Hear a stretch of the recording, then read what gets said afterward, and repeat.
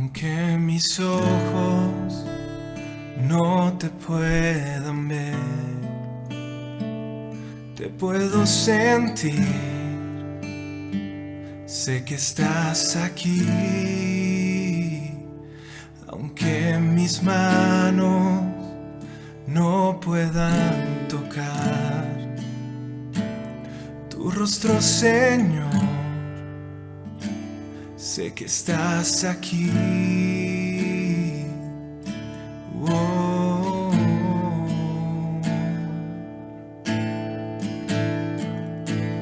Mi corazón puede sentir tu presencia. Tú estás aquí. Tú estás aquí. Puedo sentir tu majestad. Tú estás aquí. Tú estás aquí.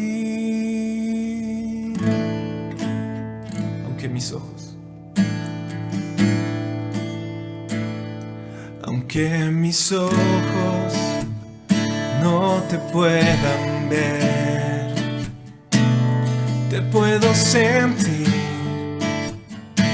Sé que estás aquí, aunque mis manos no puedan tocar tu rostro, Señor. Sé que estás aquí.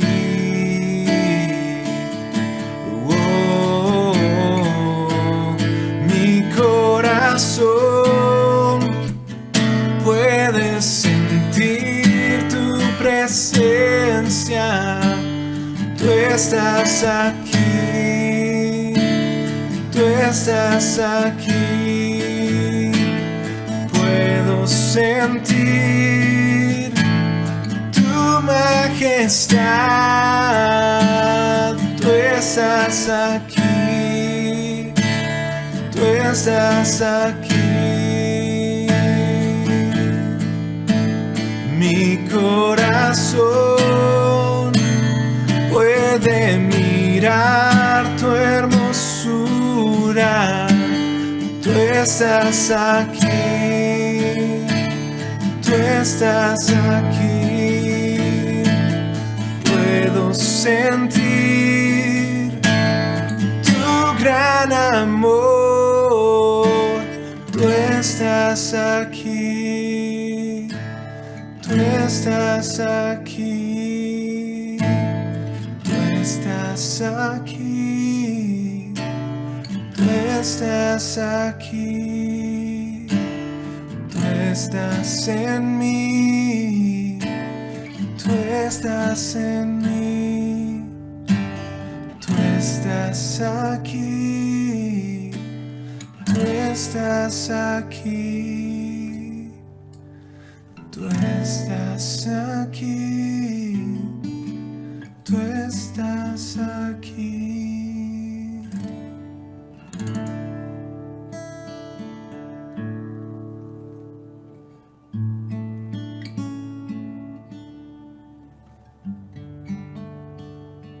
Gracias, Padre Dios, por este tiempo.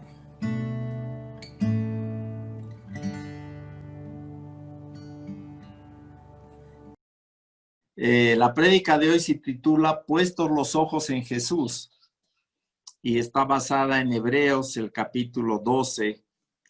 Pero un poquito antes de entrar al capítulo 12, quisiera que veamos el capítulo 11, donde está hablando el autor, seguramente para mi concepto es Pablo, el que ha escrito esta carta, pero está hablando de los héroes de la fe. Es el capítulo de la fe, el capítulo 11. Y presenta dos grupos de personas. Presenta personas que por la fe han triunfado en muchas áreas de la vida, han vencido las amenazas, han hasta recibido sus muertos por resurrección, han tenido muchas victorias, alcanzaron promesas, taparon bocas de leones, conquistaron reinos. Estoy leyendo el verso 33, 34, evitaron filo de espada, sacaron fuerzas de debilidad, se hicieron fuertes en batallas, pusieron en fuga ejércitos extranjeros. O sea, muchas victorias que resultaron del hecho de poder tener fe suficiente para que el Señor obre y les dé la victoria.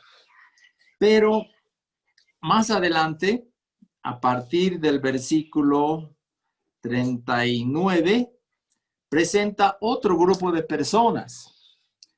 Personas que igual son héroes de la fe, pero no, sus vidas no fueron de la misma manera que los otros. Más bien, dice el verso 36, otros experimentaron vituperios y azotes, y a más de esto, prisiones y cárceles. Fueron apedreados, aserrados, puestos a prueba, muertos a filo de espada. Anduvieron de acá para allá, cubiertos de pieles de ovejas y de cabras, pobres, angustiados, maltratados, de los cuales el mundo no era digno, errando por los desiertos y por los montes, por las cuevas y por las cavernas de la tierra. Y todos estos, aunque alcanzaron buen testimonio mediante la fe, no recibieron lo prometido, proveyendo Dios alguna cosa mejor para nosotros, para que no fuesen ellos perfeccionados aparte de nosotros. Entonces, hay dos grupos de héroes de la fe. Unos que pasaron por la vida en victoria, venciendo todas las barreras, todos los obstáculos, hasta los leones, taparon bocas de leones. Me hace recuerdo de Daniel, que entró al foso de los leones y, bueno, el Señor realmente tapó la boca de ellos y le dio victoria. Pero otros igual son héroes de la fe, pero han pasado por azotes, prisiones, cárceles, apedreados, aserrados, muertos a filo de espada. Entonces, no todo lo que se ve bonito a los ojos naturales es una victoria espiritual. Puede verse algo bonito, pero se necesita entender que a veces en la vida no todo sale de color de rosa, como decimos. A veces no todo es como quisiéramos que sea. A veces las circunstancias pueden ser negativas e igualmente está Dios obrando con nosotros, está Dios dándonos la victoria a pesar de que estamos teniendo dificultades en esta vida. Estos del segundo grupo dieron su vida prácticamente por servir al Señor. O sea, no les fue como humanamente veríamos, no les fue tan bien, no tuvieron una victoria humana a los ojos humanos.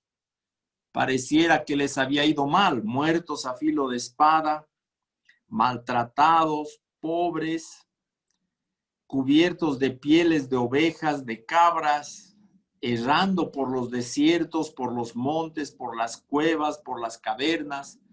O sea, una vida difícil, una vida de dificultad.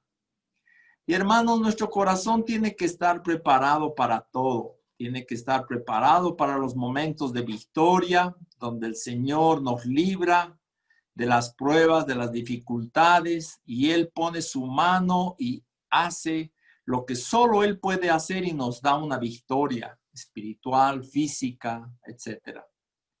Pero también nuestro corazón tiene que estar preparado para los momentos de dificultad, los momentos de prueba, los momentos donde Dios está probando nuestra fe, está probando nuestra vida para ver cómo vamos a responder. Y a continuación, en el capítulo 12, viendo estos dos grupos de personas que fueron héroes de la fe con diferentes circunstancias, unos de forma muy positiva y otros de forma humanamente hablando negativa. No tuvieron una victoria que pudiéramos ver con los ojos naturales. Era una victoria espiritual, pero que a los ojos naturales se veía como una derrota. Parecía que les había ido mal. Parecía que sus vidas no habían tenido el final esperado. Habían muerto a filo de espada, los habían matado, seguramente el Imperio Romano, los enemigos del cristianismo, habían logrado matar a algunos de ellos. Y otros de muertes bien, ¿qué se puede decir? Terribles, ¿no? Apedreados, aserrados, quiere decir cortados con serrucho. Anduvieron de acá para allá, pobres, angustiados, maltratados. O sea, una vida de mucha dificultad. El mismo apóstol Pablo pasó una vida así. Su ministerio no fue un ministerio glorioso, no se presentó en los estadios para predicar, no reunió multitudes. El apóstol pasó casi todo su ministerio en la cárcel, encarcelado como si fuera un criminal. Y también el Señor Jesús pasó dificultades y pruebas en su vida. La última semana de su vida fue una vida muy difícil, un tiempo de mucha dificultad, y de eso está hablando el capítulo 12. Entonces, en vista de estos dos grupos de personas, el capítulo 12 empieza diciendo: por tanto, viendo todo lo anterior, nosotros también, teniendo alrededor nuestro tan grande nube de testigos, despojémonos de todo peso y del pecado que nos asedia y corramos con paciencia la carrera que tenemos por delante. En otras palabras, hermanos, ahora a nosotros también nos toca correr esta carrera con paciencia. ¿Para qué necesitamos paciencia en una carrera? Para vencer los obstáculos que se presentan. Si todo fuera color de rosa, si todo fuera fácil, si todo fuera victoria tras victoria, entonces no necesitaríamos paciencia. Podríamos pasar por esta carrera impetuosamente y sin mirar atrás, sin fijarnos en lo que está pasando a nuestro alrededor.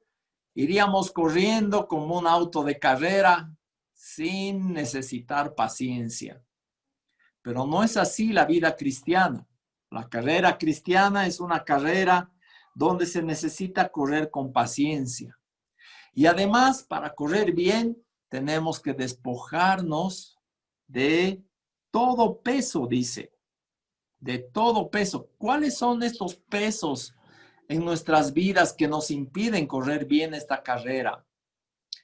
Todo lo que nos distrae del Señor, todo lo que el mundo ofrece para distraernos de la carrera, todo lo que presenta el mundo y también nuestros propios apetitos. Siempre queremos llenar nuestro corazón de las cosas de este mundo y son cosas que nos distraen, son pesos que no nos dejan correr bien la carrera. Y uno tiene que despojarse de todo peso.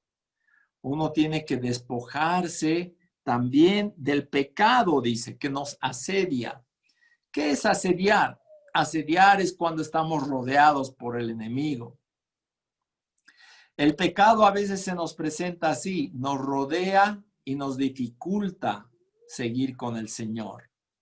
Hace que sea difícil agradar a Dios porque estamos rodeados del pecado y estamos cargados con peso que no deberíamos estar llevando. Estamos preocupados con las cosas que este mundo presenta.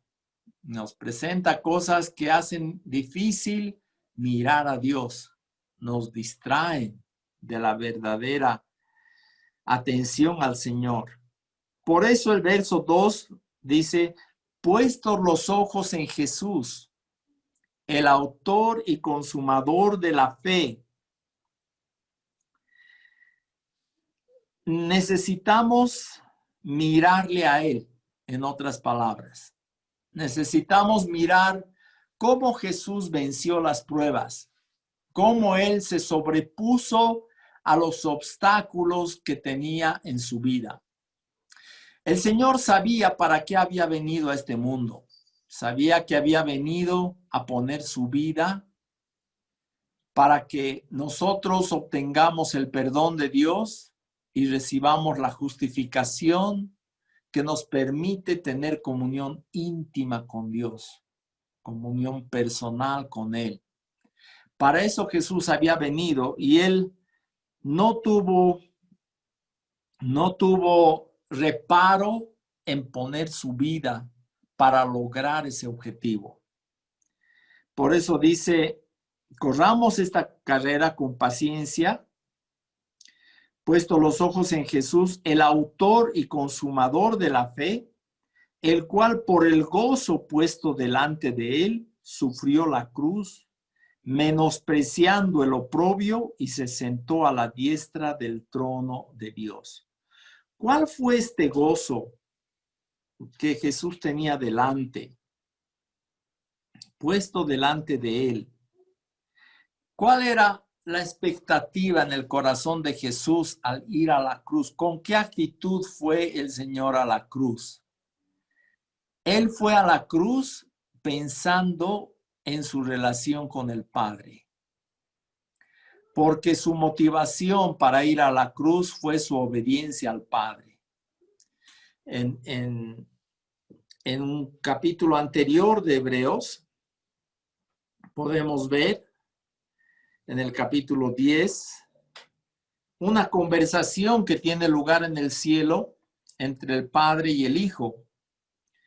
En el capítulo 10 de Hebreos, en el verso 5, dice, por lo cual, entrando en el mundo, dice, cuando Jesús estaba entrando al mundo, sacrificio y ofrenda no quisiste, mas me preparaste cuerpo, le está diciendo al Padre. Holocaustos y expiaciones por el pecado no te agradaron. Entonces dije, he aquí que vengo, oh Dios, para hacer tu voluntad, como en el rollo del libro está escrito de mí. Y repite, diciendo primero, sacrificio y ofrenda y holocaustos y expiaciones por el pecado no quisiste ni te agradaron, las cuales cosas se ofrecen según la ley. Y diciendo luego, he aquí que vengo, oh Dios, para hacer tu voluntad. Quítalo primero para establecer esto último. Y el escritor dice, en esa voluntad somos santificados mediante la ofrenda del cuerpo de Jesucristo, hecha una vez para siempre. Entonces, ¿qué le movió a Jesús a hacerse hombre e ir a la cruz, ser obediente hasta la muerte y muerte de cruz? ¿Qué le estaba moviendo? Aquí está lo que hemos leído. Estaba viendo el corazón del Padre y estaba viendo que los sacrificios de animales que hacían los judíos no le agradaban a Dios. ¿Por qué no le agradaban? Porque no cambiaban el corazón del hombre. El hombre seguía siendo una fábrica de pecado, a pesar de los sacrificios de animales, de la sangre derramada, miles y miles de ovejas, carneros, etcétera. No había un cambio en el corazón del hombre. Por eso Cristo vino para cambiar nuestro corazón y llevarnos a Dios, para que la presencia de Dios en nuestra vida sea una intimidad real con Dios. Ese es su objetivo. Dios no quiere apariencias de religiosidad, de piedad. Dios no quiere que aparentemos estar con Él cuando nuestro corazón está lejos, porque eso lo tenía con los judíos. Era una apariencia de religiosidad, venían cada tiempo, una vez al año, a hacer sacrificios de animales por sus pecados, pero su corazón estaba lejos de Dios. Y Dios no se complacía con eso. Por eso vino Cristo para poner su vida y llevarnos a la presencia misma de Dios. Dios en Cristo nos santificó, nos apartó para Él, nos dio el perdón de pecados porque cargó sobre Él todo nuestro pecado. Todo nuestro pecado fue cargado sobre Cristo y ahí fue perdonado porque Cristo pagó el precio en la cruz. Y asimismo Dios nos dio su propia justicia, nos vistió con la justicia de Cristo para que podamos estar en la presencia de Dios. Todo esto hizo Dios para que estemos delante de Él, para que vengamos, le conozcamos y podamos entrar a su presencia con libertad. El gozo delante de Jesús era agradar al corazón del Padre con su obediencia. También el ver nuestras vidas rescatadas, obviamente, llevarnos al Padre, llevarnos a la presencia del Padre, es gozo para Cristo. Cuando un pecador se arrepiente, hay gozo en los cielos. Hay fiesta en los cielos cuando un pecador se arrepiente. Pero más que eso, agradar al Padre. Ese era el corazón de Jesús. Y no sé cuántos saben, pero hoy día tenía que predicar esta prédica el pastor David Archondo, que ya partió a la presencia del Señor y me está tocando reemplazarle. Pero el Señor ha puesto en mi corazón esta prédica porque creo que Él quiere que todos veamos un poco de la vida de David, que todos entendamos lo que había en su corazón. Quizá los que estábamos más cerca de Él, escuchábamos quizá las inquietudes de su corazón, lo que Dios le estaba hablando, lo que Dios le estaba mostrando. Para nosotros es muy claro que David encontró esta esencia del evangelio, esta esencia del plan de salvación que Dios tiene para nosotros. Él la encontró y se gozó mucho en la salvación que Dios nos da en Cristo. Él entendió la cruz, era su prédica favorita, la cruz de Cristo y el efecto que esa cruz tiene sobre nosotros, sobre nuestra relación con Dios. Él entendió eso y estaba anhelando ir a la presencia de Dios. Él decía, entrando voy a ir a abrazar sus pies y expresarle mi agradecimiento. Y claro, eso nos llama la atención porque uno diría, bueno, va a ir a ver a sus parientes, a su familia. Hace poco falleció su papá, su mamá, bueno, su papá un poco antes, su mamá un mes antes que él. Entonces uno diría, va a ir a ver a su familia, a los hermanos. No, él estaba soñando con ir a abrazarse de los pies del Señor y expresarle su agradecimiento. De ese gozo está hablando aquí la Escritura. El gozo puesto delante de él, hablando de Cristo, era ir donde el Padre, habiendo complacido su corazón, habiendo llenado el corazón de Dios. En Isaías 53, cuando está describiendo la palabra, las causas por las cuales Jesús fue a la cruz, hay una escritura en el capítulo 53 de Isaías, donde dice en el verso 6, todos nosotros nos descarriamos como ovejas, cada cual se apartó por su camino, mas Jehová cargó en él el pecado de todos nosotros. Isaías 53, 6. Angustiado él, 7, y afligido no abrió su boca. Como cordero fue llevado al matadero y como oveja delante de sus trasquiladores, enmudeció, no abrió su boca. Y más adelante, el verso 10, dice, con todo eso, Jehová quiso quebrantarlo, sujetándole a padecimiento. Cuando haya puesto su vida en expiación por el pecado, verá linaje, vivirá por largos días y la voluntad de Jehová será en su mano prosperada. Parece una contradicción como el Señor va a poner su vida por el pecado, en expiación por el pecado, pero va a vivir por largos días y la voluntad de Jehová será en su mano prosperada. Solo puede ser una resurrección. Y el verso 11, mire, dice Jehová, verá el fruto de la aflicción de su alma y quedará satisfecho. Por su conocimiento justificará a mi siervo justo a muchos y llevará las iniquidades de ellos. Está tan clarito aquí el propósito de la cruz de Cristo. Muy claro, ¿no? El Padre queda satisfecho viendo la aflicción del alma de Cristo. Y no es que el Padre es masoquista o que se deleite en hacer sufrir a Cristo, a su propio Hijo. No, es que el Hijo vino con ese propósito de llevar nuestras iniquidades, como dice acá, llevará las iniquidades de ellos, justificará a muchos, y el Padre, viendo la aflicción de su alma, quedará satisfecho.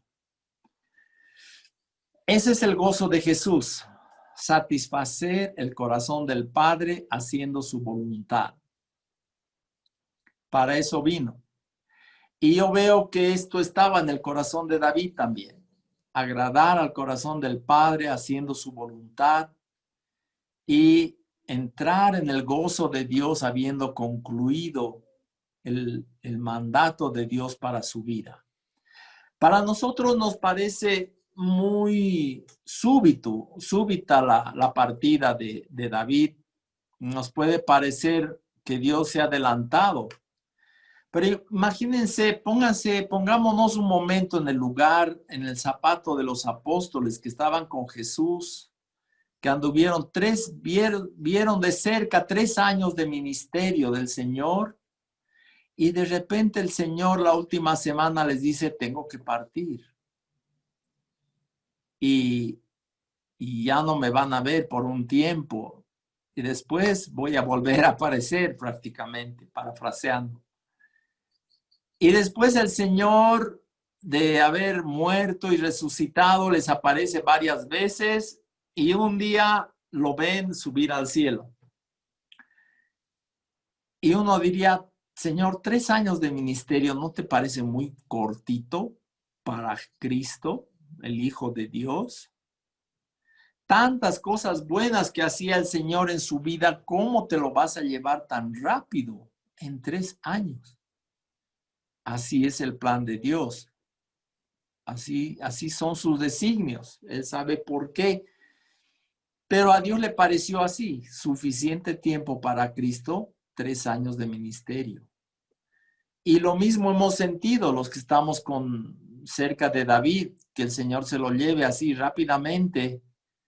O Panchito Brañez, ¿no? Que ha partido también en lo mejor de su ministerio, podemos decir, cuando nos era muy útil a la iglesia, igual David, ambos pastores muy útiles, siervos muy usados por Dios, y Dios se los lleva. El Señor sabe lo que hace, hermanos, pero es para bien. Todo lo que Él hace es para bien. Y lo que sí necesitamos ver es que ellos han caminado de manera que nos han dejado un ejemplo para que nosotros también sigamos este ejemplo. Y aquí en la palabra lo que estamos viendo dice que miremos a Jesús, pongamos en Él los ojos y miremos cómo Él ha corrido esta carrera. En el verso 3 de Hebreos 12, dice, considerad a aquel que sufrió tal contradicción de pecadores contra sí mismo, para que vuestro ánimo no se canse hasta desmayar.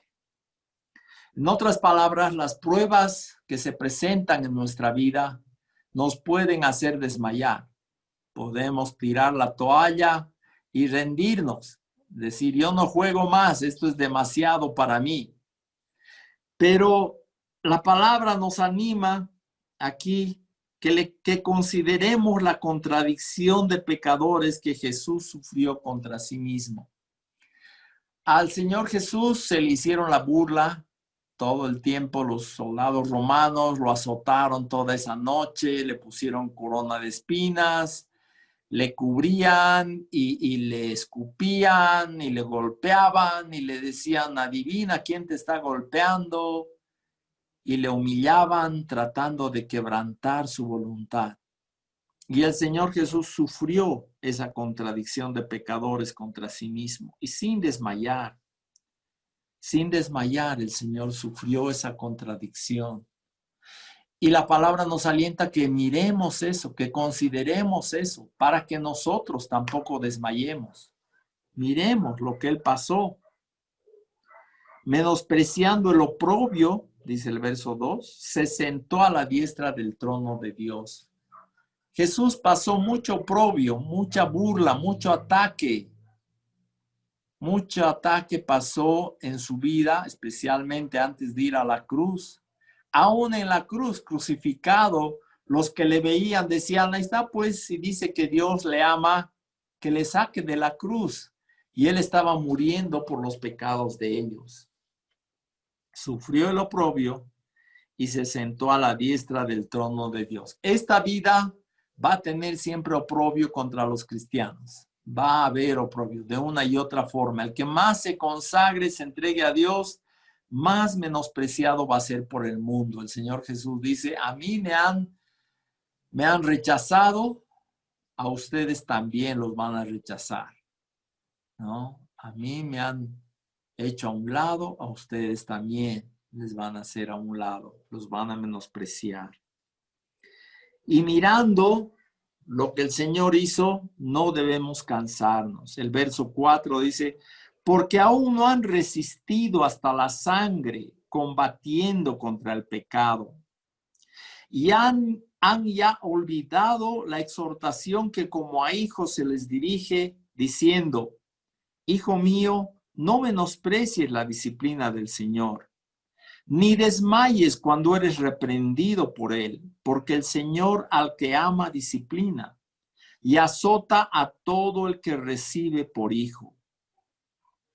Esto es interesante porque siempre esperamos que la vida cristiana sea color de rosa, que todo vaya bien con nosotros, que no importa lo que esté pasando en el mundo, a nosotros nos tiene que ir bien. Pero más bien aquí dice que a veces Dios nos disciplina, nos corrige. ¿Y para qué nos corrige Dios? Justamente para lo que dice el verso 1, para que nos despojemos de todo peso y del pecado que nos asedia. Por eso Dios nos disciplina, nos corrige, nos reprende. Cuando obramos mal, cuando nuestro corazón se inclina al mundo, se inclina al pecado, Dios nos reprende. Porque el Señor al que ama, disciplina y azota a todo el que recibe por hijo. En otras palabras, si vamos a andar este camino con Dios, tenemos que estar dispuestos a que Él nos corrija. Tenemos que estar dispuestos a aceptar eso, que Dios corrija nuestras vidas y nos encamine al camino de salvación. Porque el Señor tiene propósitos buenos para nosotros, que a veces no los comprendemos, no los entendemos, pero lo que Dios está haciendo es acercarnos a Él. Es acercarnos. En el verso 10 está hablando de la corrección de los padres a los hijos. Dice, teníamos nuestros padres terrenales y aguantábamos, los venerábamos cuando nos disciplinaban. Y en el verso 10 dice, y aquellos ciertamente por pocos días nos disciplinaban como a ellos les parecía. Pero nuestro Padre Celestial, para lo que nos es provechoso, para que participemos de su santidad. ¿Cuán importante es para ti, querido hermano, hermana, participar de la santidad de Dios? ¿Te parece eso poca cosa? ¿Te parece algo que no vale la pena pagar un precio alto para ser partícipes de la santidad de Dios? Porque todo en la vida tiene un precio, ¿no ve? Todo tiene un precio y hay cristianos que se consagran más a Dios que otros. ¿Cuál es la diferencia? Hay unos que se acercan más al Señor, otros de lejitos, no quieren acercarse mucho. Bueno, el Señor, si queremos que Él nos corrija y nos lleve a una comunión íntima, profunda con Él, vamos a necesitar ser partícipes de su disciplina para que Él nos haga también partícipes de su santidad. Participar de la santidad de Dios no es poca cosa, pero vale la pena. Vale la pena. La contrariedad no se va a hacer todo en nuestra vida como nosotros quisiéramos que se haga. Muchas veces Dios nos va a llevar por caminos que no quisiéramos recorrer, por lugares por los que no quisiéramos pasar, por situaciones que no quisiéramos vivir. ¿Para qué? Para enseñarnos a confiar en Él, para enseñarnos a depender de Él, para que seamos partícipes de su santidad. ¿Qué es su santidad? Es su separación del mundo, su separación del diablo, su separación del pecado.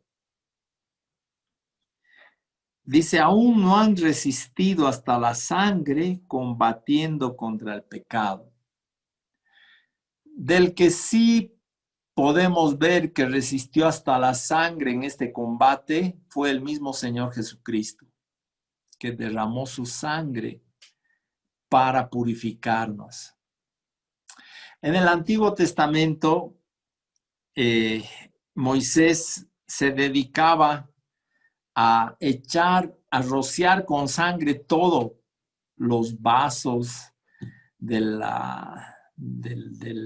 ministerio, el altar, y cuando estaba el pueblo más ahí, al pueblo más le rociaba con sangre. Le rociaba con sangre y una forma extraña de purificar, ¿no? Más bien, si hay un vaso limpio, eran vasos de oro. Un vaso limpio para usarlo, para beber, sería una barbaridad rociarlo con sangre, la sangre de los animales, de los sacrificios, y querer usar ese vaso. Uno diría, está sucio, no se puede usar. Es que hay dos purificaciones. Una es la externa, la que se lava con agua y está puro. Pero esta purificación con sangre está hablando de la purificación espiritual. Está hablando de la purificación del pecado. Está hablando de esa purificación que quita el pecado de nuestra vida. Por eso cuando Juan el Bautista vio a Jesús, dijo, este es el Cordero que quita el pecado del mundo.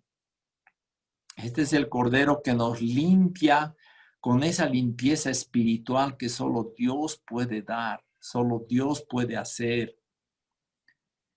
Y ese rociamiento con sangre que hizo Moisés también está mencionado en el Nuevo Testamento cuando Pedro, al empezar su primera carta, dice: Pedro, apóstol de Jesucristo, a los expatriados de la dispersión en el Ponto, Galacia, Capadocia, Asia y Bitinia, elegidos según la presciencia de Dios, Padre, en santificación del Espíritu, para obedecer y ser rociados con la sangre de Jesucristo. Gracia y paz os sean multiplicadas.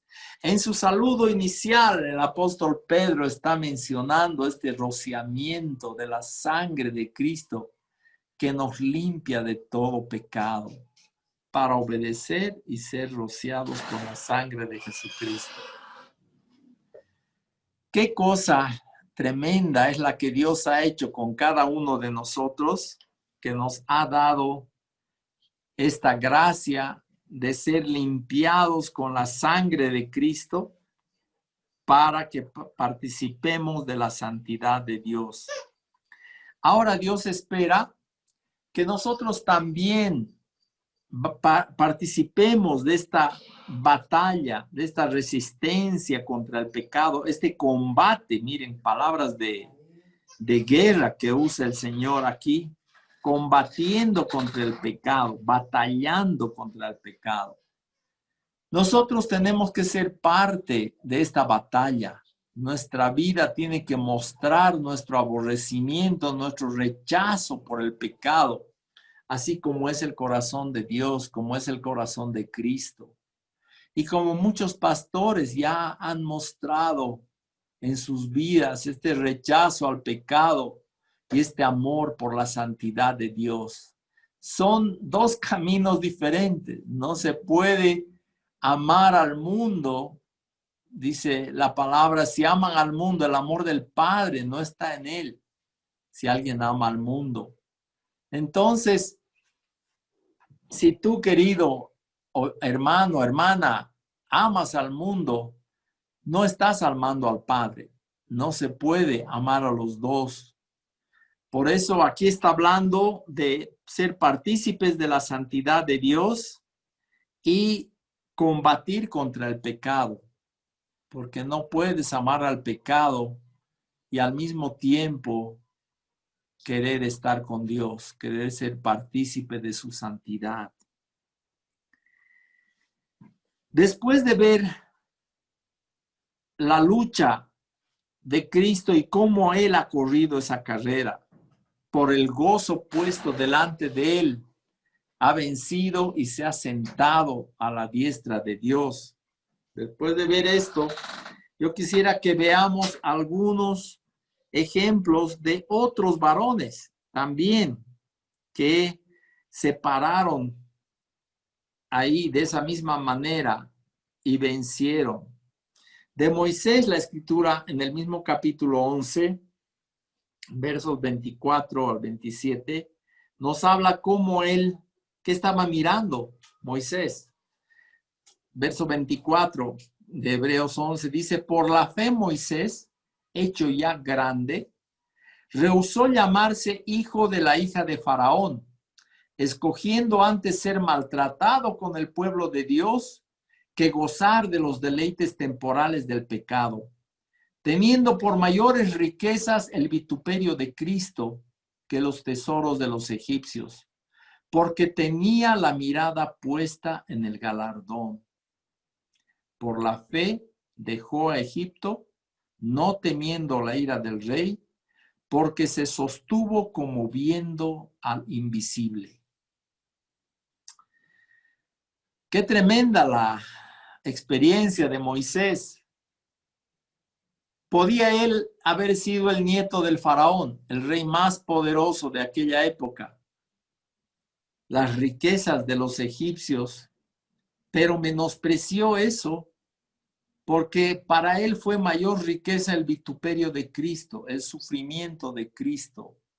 En otras palabras, Moisés prefirió el menosprecio de ser cristiano, aunque él vivió obviamente en el Antiguo Testamento, muchos miles de años antes de Cristo, prefirió ese vituperio que significó el ser identificado con el pueblo de Dios. Los judíos, los egipcios menospreciaban a los judíos, a todos los pastores de ovejas y de rebaños. Y él prefirió ser identificado con el pueblo de los menospreciados que estar con el pueblo de los egipcios, de las riquezas del faraón.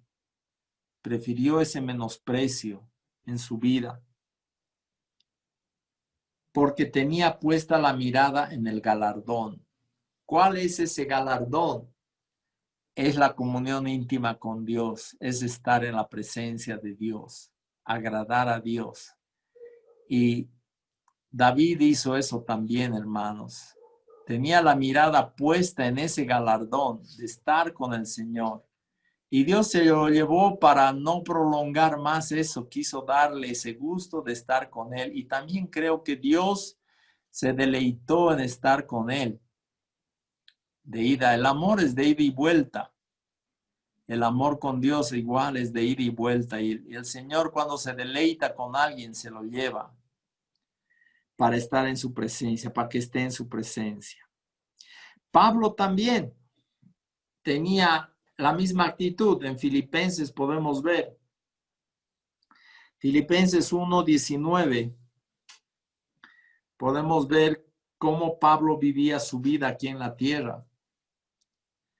Dice Pablo, porque sé que por vuestra oración y la suministración del Espíritu de Jesucristo, esto resultará en mi liberación, conforme a mi anhelo y esperanza de que en nada seré avergonzado. Antes bien, con toda confianza, como siempre, ahora también será magnificado Cristo en mi cuerpo, o por vida o por muerte. Miren, Pablo dice, yo tengo esta confianza. El Señor va a ser glorificado en mi vida, o por muerte, en mi cuerpo, Él va a ser glorificado. Y el verso 21, que es muy conocido, dice, porque para mí el vivir es Cristo y el morir es ganancia. Mas si el vivir en la carne resulta para mí en provecho de la obra, entonces no sé qué escoger, porque de ambas cosas estoy puesto en estrecho, teniendo el deseo de partir y estar con Cristo, lo cual es muchísimo mejor, pero quedar en la carne es más necesario por causa de ustedes. Entonces todavía no había llegado el tiempo de Pablo de partir, pero su corazón estaba en eso. Partir y estar con Cristo es muchísimo mejor. Esa es la ganancia de la que él está hablando. El vivir es Cristo y el morir es ganancia. Si estás viviendo con Cristo aquí en la tierra, ¿por qué sería una ganancia el partir? Porque vas a estar cara a cara con el Señor. Ese es el galardón de Cristo. Eso es lo que estaba viendo Moisés. Eso es lo que estaba viendo Pablo. Ganancia, estar con el Señor. También David Archondo estaba apuntando a esa ganancia. Dios le ha concedido. En Hechos capítulo 7 vemos la vida de Esteban. Ya estoy terminando. Hechos capítulo 7, verso 55. Él está predicando a los que le están por apedrear. Está predicando a los que le están por apedrear. En el verso 55. Bueno, él les dice que son duros de corazón, que resisten al Espíritu Santo y ellos se enojan y ya se enfurecen en sus corazones, crujen los dientes contra él. Verso 55 de Hechos 7. Pero Esteban, lleno del Espíritu Santo, puestos los ojos en el cielo, vio la gloria de Dios y a Jesús que estaba a la diestra de Dios. Y dijo, he aquí veo los cielos abiertos y al Hijo del Hombre que está a la diestra de Dios. Entonces ellos, dando grandes voces, se taparon los oídos y arremetieron a una contra él. Y echándole fuera de la ciudad, le apedrearon. Y los testigos pusieron sus ropas a los pies de un joven que se llamaba Saulo. Y apedreaban a Esteban mientras él invocaba y decía, Señor Jesús, recibe mi espíritu. Y puesto de rodillas, clamó a gran voz, Señor, no tomes en cuenta este pecado. Y habiendo dicho esto, durmió. En otras palabras, se murió. ¿Escuchó Dios esa oración de Esteban? Claro que sí. En el siguiente capítulo se ve a Saulo de Tarso, el que había sido el responsable de su apedreamiento y muerte, yendo en el camino de Damasco cuando Jesús mismo se le aparece. Dios no hace esto frecuentemente de aparecerse a las personas para que se conviertan. Generalmente manda a un cristiano que vaya a predicar el evangelio. Pero en este caso de Saulo de Tarso, nadie, ningún cristiano hubiera querido predicarle y acercarse a él. Así que el Señor personalmente se le aparece en el camino a Damasco y le dice, Saulo, Saulo, ¿por qué me persigues? Dura cosa te es dar patadas contra el aguijón. Señor, ¿quién eres? Le dice Saulo. Y le dice, yo soy Jesús a quien tú persigues. Y así es la conversación de Saulo.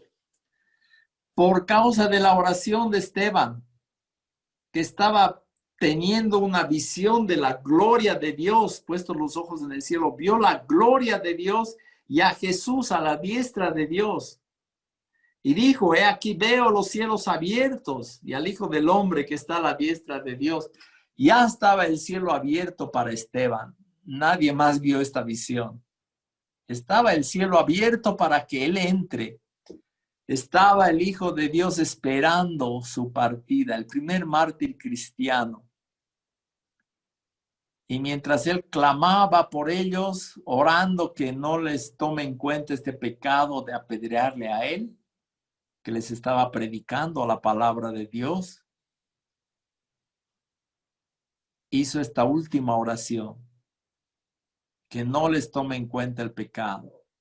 Y fueron a apedrearle, terminaron de apedrearle, lo mataron. Pero él entró allá donde estaba mirando a esta gloria de Dios, una gloria asombrosa que a Esteban le permitió ser apedreado mientras estaba teniendo esta visión. Les dice, estoy viendo los cielos abiertos y al Hijo de Dios ahí. Miren, está.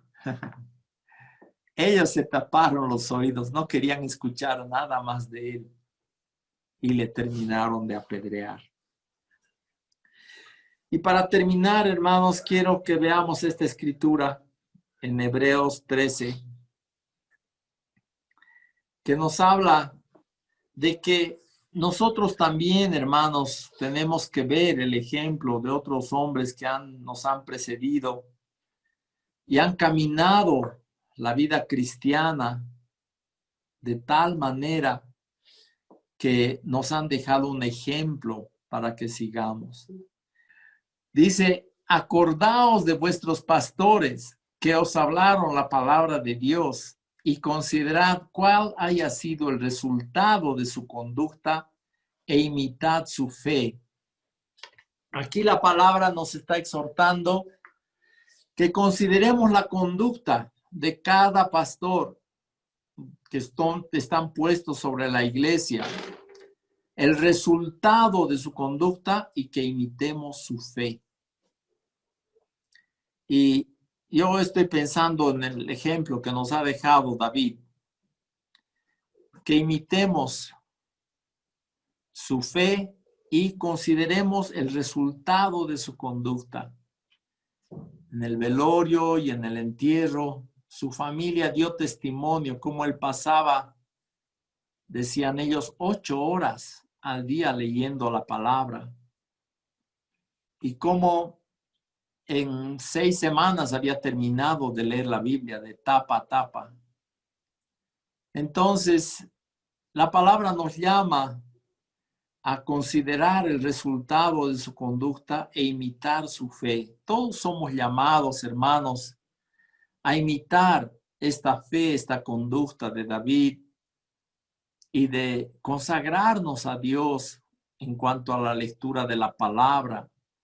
Que nuestros pensamientos giren alrededor de lo que Dios está obrando en nuestras vidas, lo que Él está haciendo en cada uno de nosotros. Todo lo que pasamos acá no es en vano. Dios está obrando en tu vida. Dios está obrando en tu familia. Dios está haciendo una obra espiritual en tu corazón.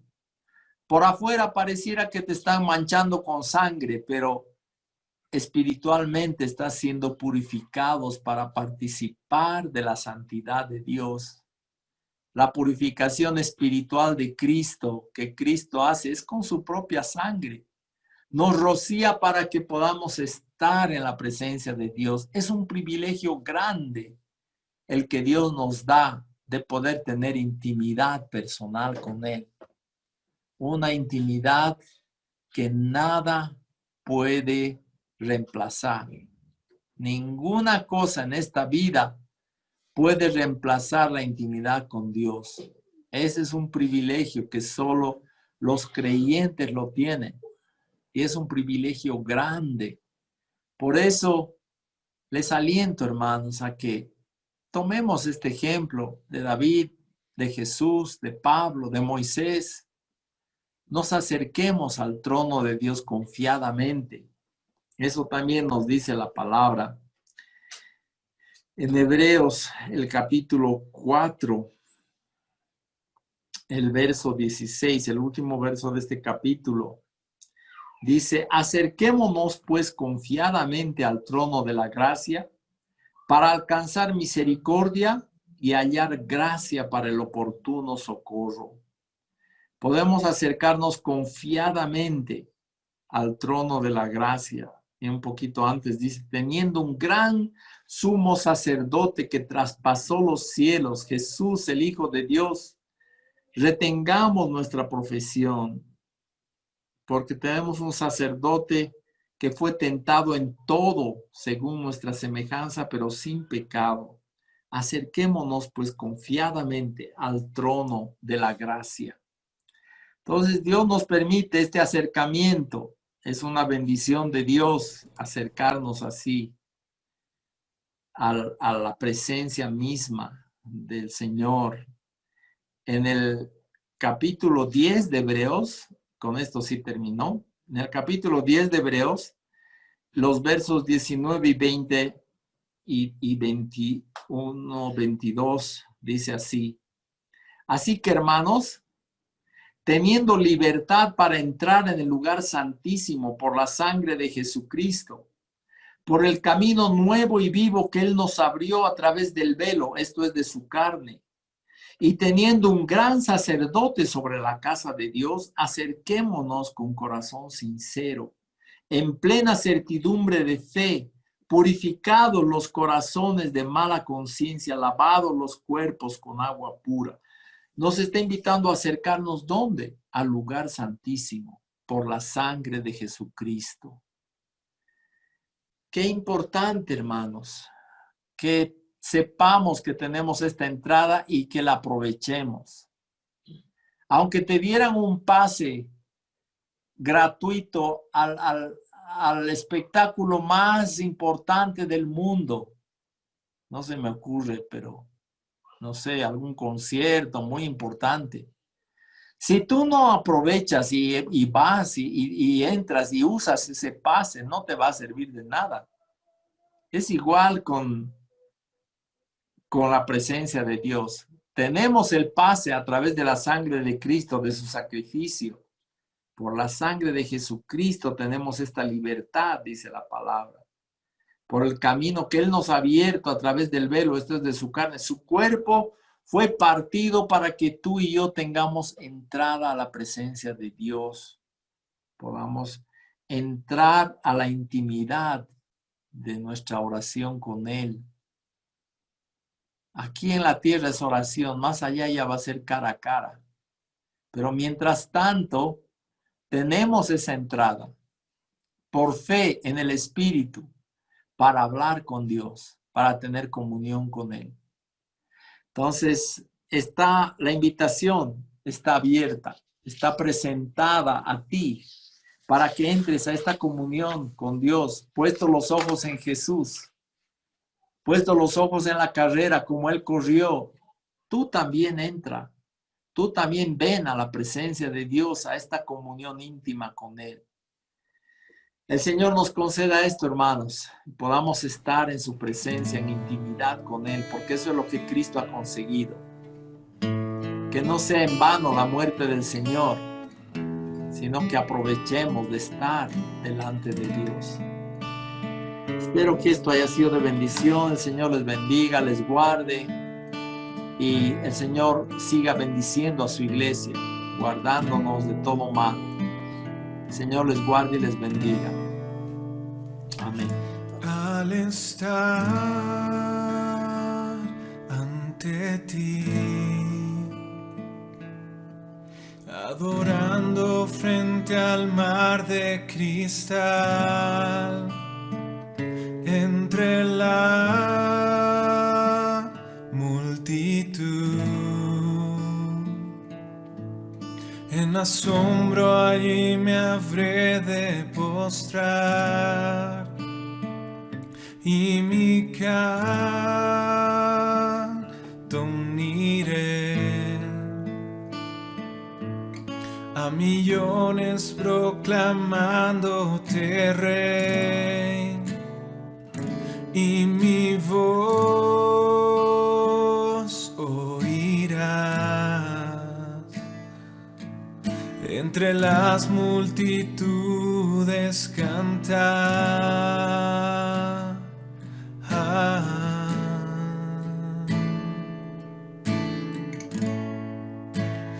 Digno es el Cordero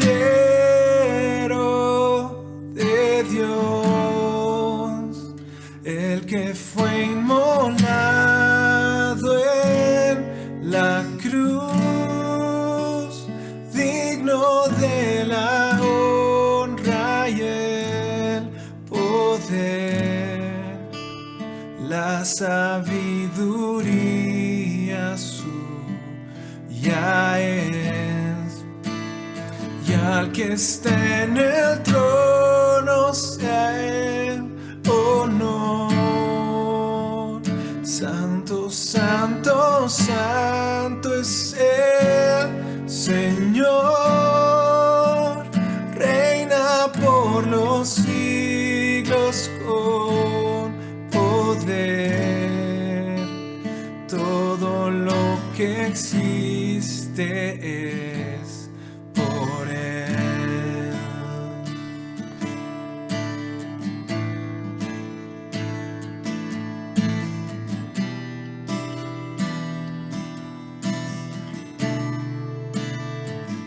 Al estar ante ti, adorando frente al mar de cristal, entre la multitud, en asombro allí me habré de postrar y mi canto uniré a millones proclamándote Rey, y mi voz oirás entre las multitudes cantar.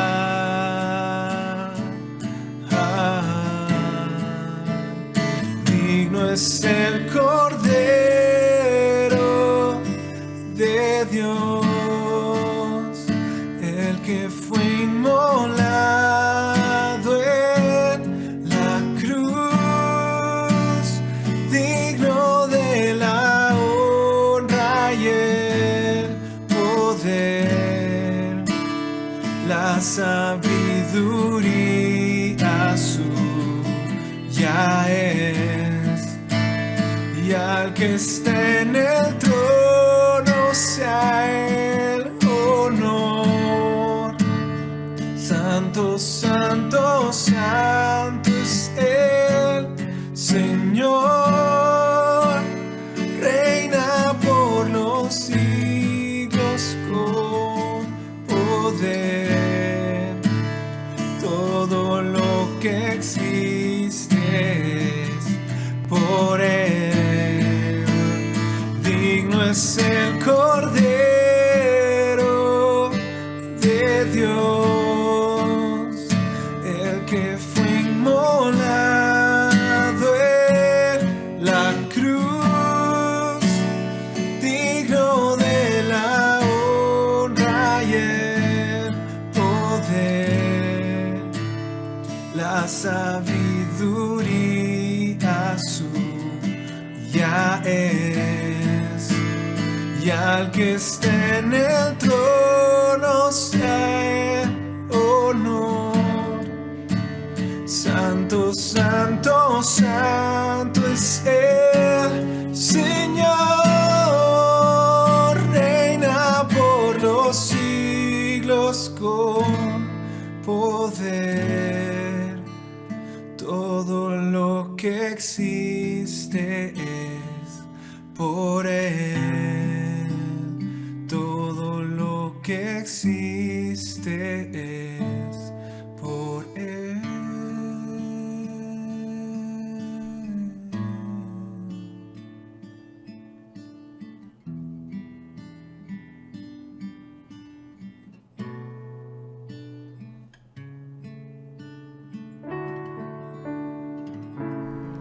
Esperamos que el mensaje de hoy haya sido de bendición para tu vida. Si necesitas consejería o apoyo en oración, por favor no dudes en contactarte. Escríbenos a los siguientes números de WhatsApp. En la Ciudad del Alto, al número 719-05-791. 719-05-791. En la zona central, al número 732-11-354. 732-11-354. En la zona sur, al número 656-5973. 656-5973. Que Dios te bendiga.